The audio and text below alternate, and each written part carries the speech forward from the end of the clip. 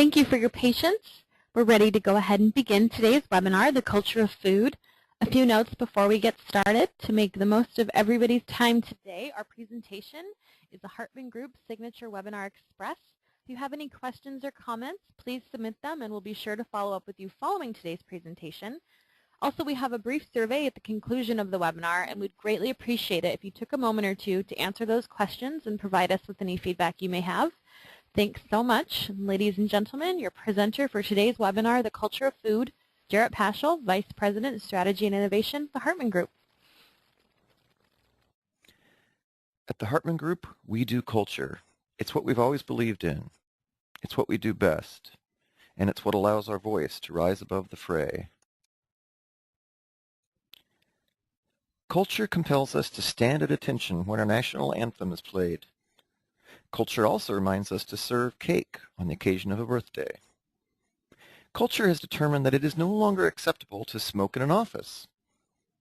And at one time in our past, culture declared it acceptable for men to wear puka shell necklaces. Finally, culture reminds us to eat hot dogs at a baseball game. But if you serve them for breakfast or dessert, you might well encounter a revolt. Like many other analysts and clients, we have been charting consumers' individual preferences for a very, very long time.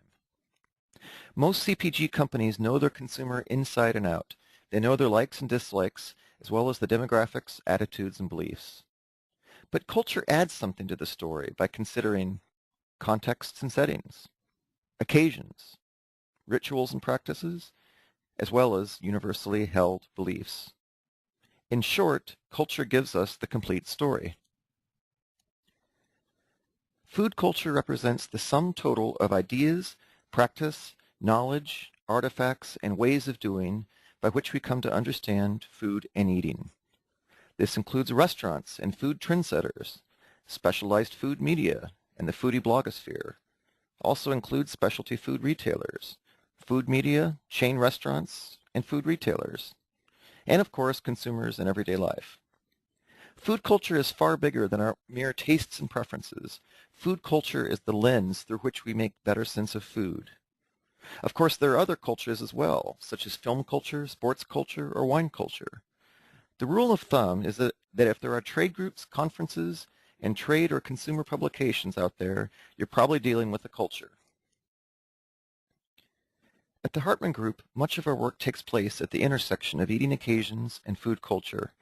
Our belief is that the same consumer orients very differently to food based on the occasion, and this orientation is itself significantly affected by the broader food culture. The three occasions we've identified, instrumental, savoring, and inspirational, are not necessarily mutually exclusive consumer segments. As we suggested, the same consumer frequently orients themselves differently to food based on the occasion at hand.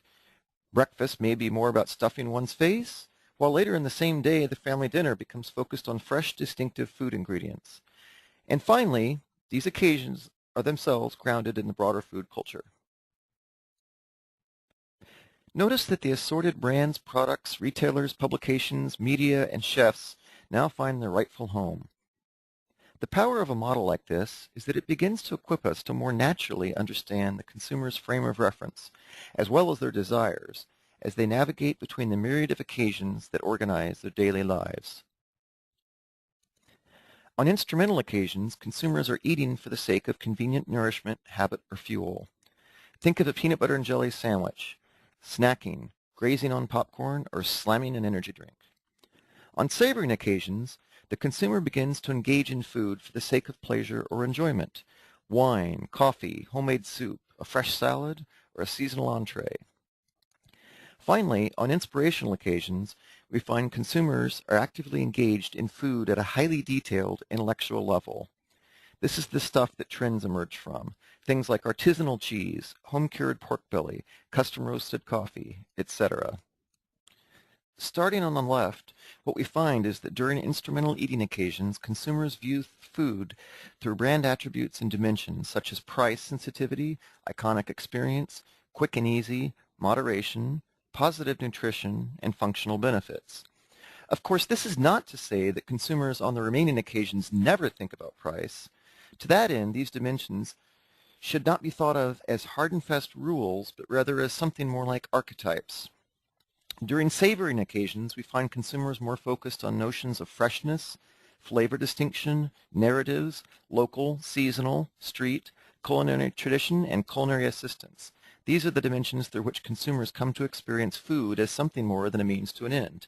Finally, we find that on inspirational occasions, consumers are preoccupied with ideas around small craft production, heirloom heritage, knowledge, passion, techno-emotional, or what some analysts term molecular gastronomy, and of course the slow food movement.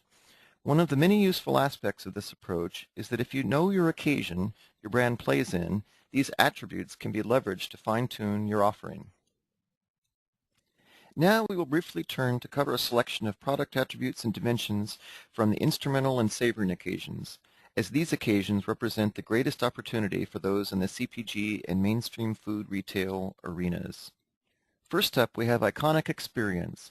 This is the desire on certain occasions to consume food products with highly unique and familiar flavor profiles. This is the core competency of many CPG food companies. Also, we find orientations to brands with processed flavor profiles whose enjoyment was frequently established in childhood. There's also an orientation to iconic legacy brands that are often very hard for consumers to compare against conventional analogs.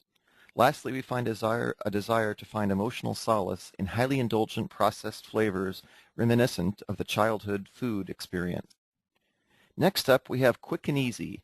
This is the traditional CPG notion of convenient food meal preparations, complete meals, skillet meals, meal starter kits, microwave on-the-go soup cups, etc., etc. These are products designed and marketed to occasions built around no fuss in preparation and no desire to cook. Portable and microwavable are often common attributes of this occasion. Positive nutrition. This is an orientation to increasing the intake of one or more healthy nutrient categories as a primary driver for consuming a food product. Top nutrients for adult consumers at the moment include fiber, whole grains, proteins, antioxidants, omega-3s, as well as basic vitamins and minerals. Of course, all of these nutrients are subject to revision as trends evolve. Positive nutrition serves to alleviate the guilt for the effects of habitual eating that are so dominant on these occasions. These include things like overeating, unconscious eating, and too much junk food. As the name implies, functional benefit is an orientation to food offering specific health and wellness benefits. Top functional benefits desired by more than 50% of consumers include heart health, bone health, improved immunity, cholesterol reduction, sustained energy, and digestive regularity.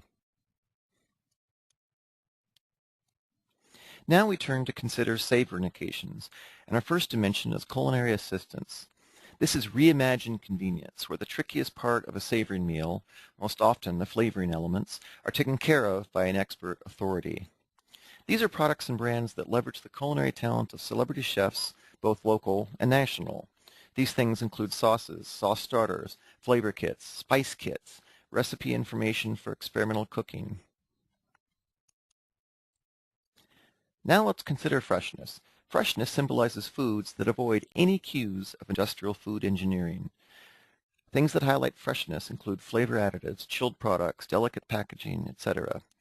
Freshness often equates to simple, the real, and restaurant quality. Highlights of freshness include no artificial ingredients or industrial additives of any kind, and ideally, as few ingredients as possible. Organic is still a top-tier freshness cue, but it registers more powerfully in raw food categories than in center store categories. Some examples of raw food categories would include produce, dairy, meat, and other things that line the perimeter of the grocery store. As one might rightly suspect, product narratives are critical to consumers on savoring occasions. By product narratives, we mean the desire for transparency in the food production process through various forms of storytelling. This is the desire to be taken back to the source of a product's raw ingredients. Key genres include the charismatic founder narratives, everyone's by now familiar with Newman's Own, unique production narratives such as grass-fed beef. Also, we find literary visual narratives of geographic origin, such as, for example, the Copper River salmon. And finally, culinary endorsement narratives, things like chefs, magazines, and food critics. Now we turn to flavor distinction.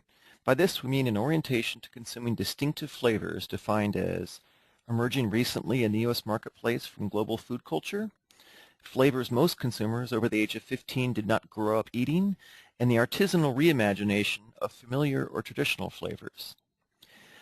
Flavors that create the most distinction here connect strongly to naturally derived ingredients and not the synthetically engineered flavors or additives that orient more to iconic food experiences. Of course, culinary traditions also play a critical role to consumers on savoring occasions. By culinary tradition, we mean connections to a historical cooking tradition found in the broader food culture. These are orientations to restaurant-quality food products designed to help consumers enjoy specific food traditions from around the world. And frequently we find that culinary tradition intersects commonly with culinary assistance for products aimed at fresh, home-cooked meal experiences. Finally, as we turn to consider the role of local and seasonal, we should note that there seems to be some confusion here in the analyst community. To be certain, local and seasonal are critically important dimensions to consumers on savoring occasions, but the important takeaway is that consumers do not necessarily interpret these dimensions literally. By local, we could refer to the distance the food must travel from the farm to the consumer's plate. This might be in town or in state. And local also applies to retail in the form of, say, farmers markets. But critically important here is to notice that local can also be conveyed symbolically. You could talk about a local producer as well as products that appear locally produced. Seasonal, on the other hand, is all about staying in tune with the natural rhythms and seasons of food production in one's local region. Currently, at the moment, seasonal orients most strongly to fruits, cheeses, and wines. So to summarize most briefly, this is our model. But it's more than just a tool that works. It's our fundamental approach. You might say a way of life. Because when it's all said and done, when all the numbers have been counted and the conversations recorded, you can only get so far. Culture, as they say, is the rest of the story. As we begin to draw this presentation to a close, we thought we'd leave you with a few brief parting thoughts. First off, it is imperative for those of us in the food business to remember that at the end of the day, it's always and forever about the food. Remember, ordinary people do not eat ingredients, nutrients, platforms, or mission statements.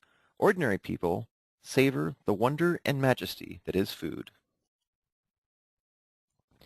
For more on this culture of food approach, be sure to visit our World of Occasions website, www.occasionbasedmarketing.com.